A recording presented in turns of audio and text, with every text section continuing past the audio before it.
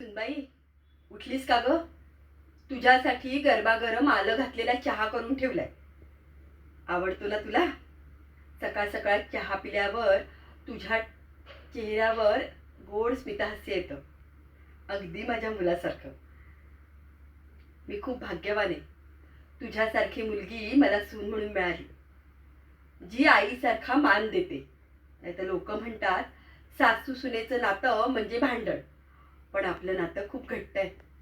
अगं तुला सांगायचंच विसरले, तुझ्या आवडता साजूक तुपातला शिरा करून ठेवलाय, तूप जास्त घातलेला. खा आणि सांग हो कसा झालाय तो. आणि हे काय?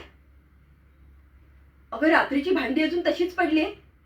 अगं रात्री झोपताना तुला सांगितलं ना, सकाळी उठल्यानंतर पहिलं स्वयंपाकघरावर म्हणून.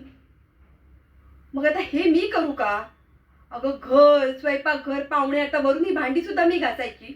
अगं सून म्हणून तुझी काहीतरी जबाबदारी आहे ना, ती जबाबदारी घ्यायला नको? झालं एवढंच काही बोलले की हिचा चेहरा पडला. अगं तू माझी काही शत्रू नाहीयेस. हल्लीच्या मुलींना सगळं आयतं हवं असतं. घराची जबाबदारी घ्यायची म्हटलं की ह्याला थकवा येतो. आणि माझा मुलगा पहिल्यांदा बोलायचा, आई मी हे करू का ते करू का, पण आता त्याच्याकडे वेळ सुद्धा नाहीये मला द्यायला. माझं काही चुकतंय का? खरंच खरंच मी एवढी वाईट आहे का? या घरासाठी मी राब राब राबते मरते, पण मला वाटतंय माझी यांना किंमतच नाहीये.